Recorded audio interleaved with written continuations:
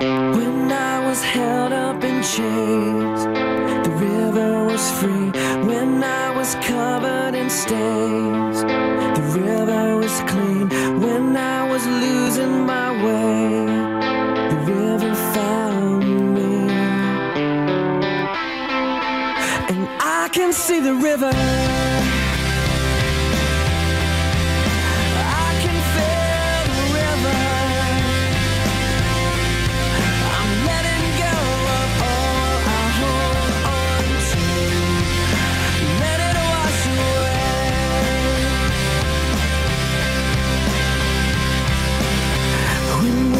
Broken inside, the river was love. When we were thirsty and dry, you were more than enough. When we were drowning in lies, the river saved us. And I can see the river. I can feel the river. I'm letting go of all I hold on to. Let it wash away. I'm dancing in the river, and I'll be here forever. I'm letting go of everything but you. Carry me away. Carry me away. Carry me away. Carry me away. Carry me away. Carry me away. And I can see the river.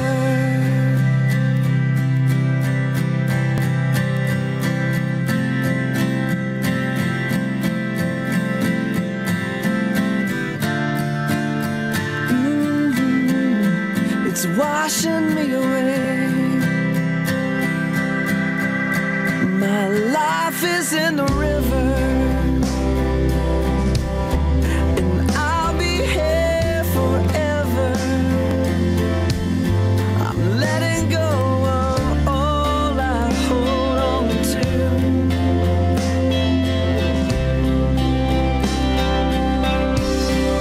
Can you see the river? We're standing in the river, letting go of everything, everything but you.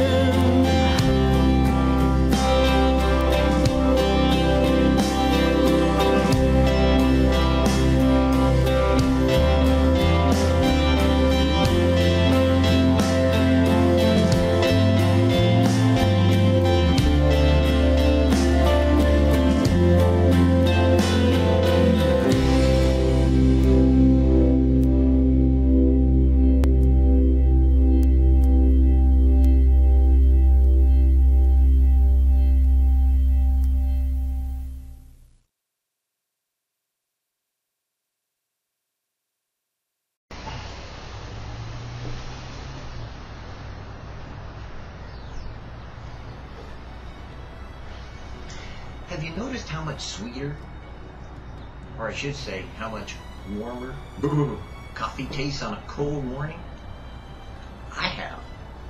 You know, I really like drinking coffee on a cold morning because, quite frankly, though they tell us drinking coffee on a hot morning will help you to cool down, I don't know, but drinking coffee on a cold morning will help you warm up. Makes perfect sense to me. But you know, that's kind of what grace is like for me. Because you see, there's some people that, you know, they really don't like grace as much as maybe I do. You know, because me, personally, I'm kind of a big screw up. So you know, I kind of like this idea of being forgiven for my sins, you know. It's kind of like because I tend to do them a lot. And you know what? I kind of need forgiveness because I know who I am. You know, I'm a sinner saved by grace, and you know, except for the grace of God, there go I. But guess what? 9 times out of 10, there go I. Right after sin. Yeah. You know, boy, it's good stuff. At least until you gotta pay for it, and then guess what? That sucks. But you know, I'm one of those kind of people that, yeah, I need grace in my life. I need God's mercy. Maybe you don't. Maybe you've got it all together. Cool. Go for it. But for me, I appreciate what God has done in my life. I thank God daily that He's allowed me one more day to try to get it together, because, you know, it kind of seems like it's falling apart most of the time. And I don't know about you, but my life has always been kind of falling apart most of the time. Because when it's falling apart, I'm falling on grace. When I'm falling on grace, I seem to find my place safe.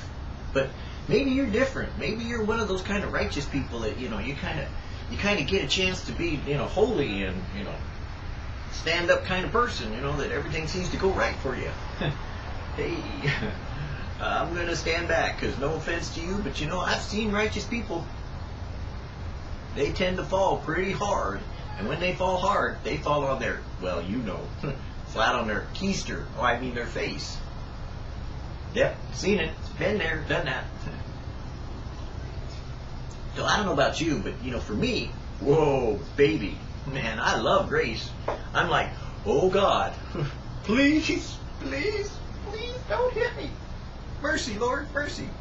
You know, because I know who I am. I know that I'm a screw-up just waiting to happen. Sin where? I'll dive in. Woohoo! Surfing, everybody's surfing. I'm hanging 10 until I'm hanging my nose, you know, over the end of the surfboard, and bam, down I go. Ew, wipe out. Whoa. But you know, that's kind of why I'm one of those kind of Christians that really hang on to grace. Because despite His grace, He saved me. And quite frankly, He's still figuring out what to do with me. Maybe you're like that too. Now, just like it's, you know, kind of cold out, and, you know, coffee, on a cold morning,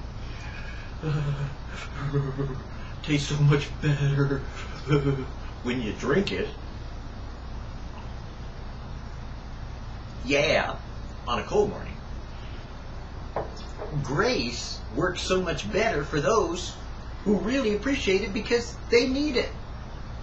Jesus said it this way. Jesus was kind of a funny guy, you know. He always had these kind of wild statements, you know, that kind of like blew people's minds. They went, oh my God, are you serious? Surely you can't be serious. And Jesus said, yes, I'm serious. And I'm not surely. Oh, well, anyways. But God came along and He said, look, to whom much is forgiven, he loveth much. To whom little is forgiven, loveth little. Because they really don't care that much. So you see, it's kind of like when you've been forgiven a lot, you love a lot. Me? Woo! You? Hey, we got it, baby. That's right. See, if you're a big screw-up, and you know it, if you really messed up, you know, and you kind of show it, ew, I think I need to take a bath. But if you're one of those kind of people, then, you know, you love the Lord a lot because you've been forgiven a lot. Those people that really haven't kind of like, you know, really messed up much, they don't love much. Oh, they love the best they can, you know, because they're kind of like a little teacup, you know. It's like when they had the little teacup. Oh, the little bitty teacup. It's so cute. They put the little tea in the teacup, you know, they have the little plate, you know, they go, ooh. Ah, I'm forgiven. Woohoo! But when you're a big gallon drinker, you know, and it's like, hey man, I've been doing 6 packs. and all of a sudden I'm forgiven. Where do I go? Everybody else is righteous. No, you see, the guy that's been drinking six-pack, he's forgiven much. The teacup is forgiven little, but the teacup can only hold little because it's a little teacup. And the other guy's, he's a big six-pack. Yeah, man, I'm forgiven a lot because I got to rest my cup right up here on top of my belly because I'm kind of fat. Well, that's what God said. Don't ask me why. I guess it's because the person that's kind of like a big six-pack drinker, he kind of knows that he's a mess up. He kind of gets the picture that he's really not worthy of what God has done. He figures out pretty fast that, you know what, I'm not perfect, and he kind of gets the handle on it's God's grace that saves him.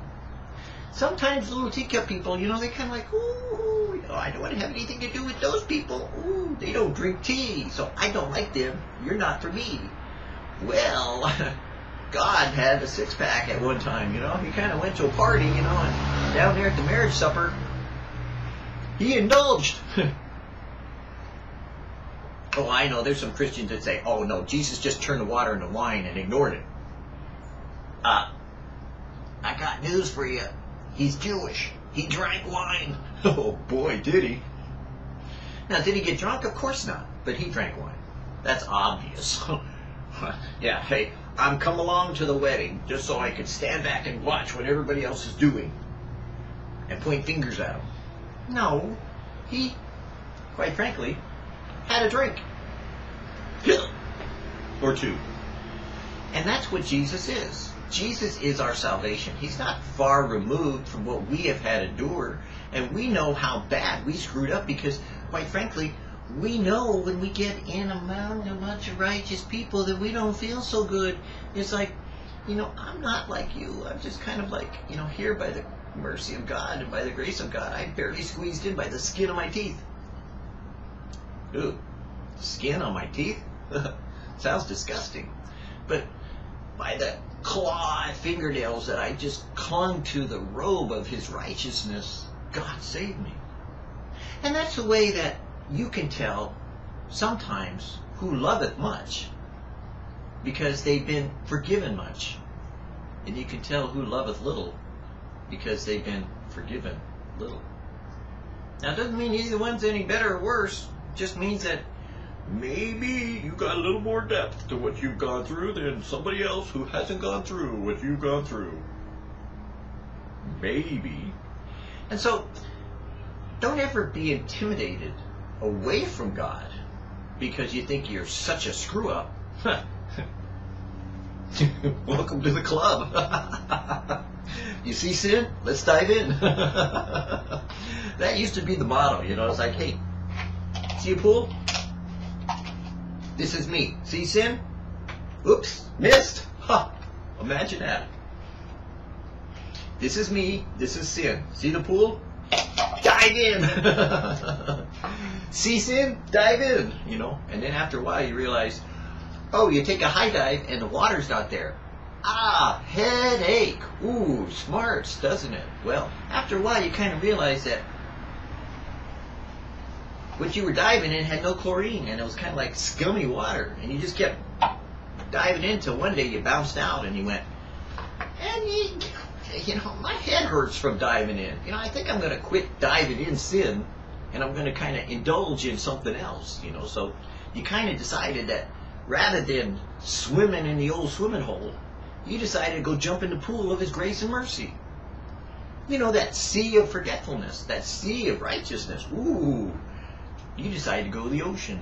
The ocean of his grace. Wow, cool. And that's what God wants to do with you. He wants you to realize and recognize that no matter who you are,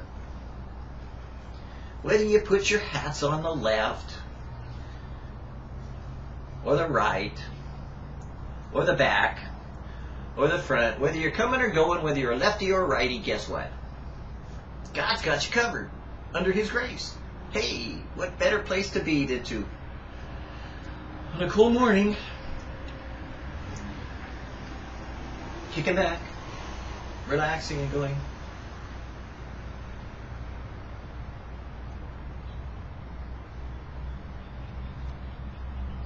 He's got it. Because, you know, he does have the whole world in his hands. So don't you think that his plans might be a little bit better for you than your own? Let's just stick with enjoying as much as we do, if we're a screw-up, his grace, than employing, as much as some do, the righteousness standards that some people will tell you what to do, when to do it, and how to do it. Because, after all, for them, it's tea time. Frankly, I like my grace.